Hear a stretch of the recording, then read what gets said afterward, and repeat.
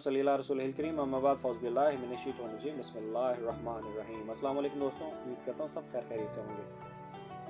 India की team champions trophy का final match जीत चुकी है और फाइनली चैंपियन ट्रॉफी भी इंडिया पहुंच गई है।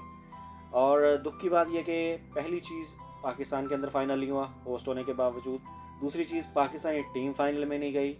और तीसरी दुख की बात यह थी कि उस फाइनल ओकेजन के ऊपर कोई भी पाकिस्तानी ऑफिशियल प्रॉपरली नहीं गया। एक ही बात कहूँगे सारे सिनेरियो के अंदर, जिस वक्त आप अंडर रेटेड प्लेयर को ओवर रेटेड शो करके और उनसे उम्मीदें वाबस्ता करेंगे और फिर सियासत को इन्वॉल्व करेंगे, करप्ट लोगों को आगे लेके आएंगे, तो कहीं पर भी कुछ भी अच्छा नहीं हो सकता। मेरिट को तो छोड़ ही दें, कम से कम सियासत से और करप्शन से पाक तो करें, उसके बाद बेहतरी आ जाएगी क्रिकेट में भी और पाकिस्तान में भी। इंडिया की टीम को, इंडिया वालों को मेरी तरफ से मुबारकबाद। नेक्स्ट वीडियो तक मुझे दीजिए इजाज़त। अल्लाह हाफ़िज़।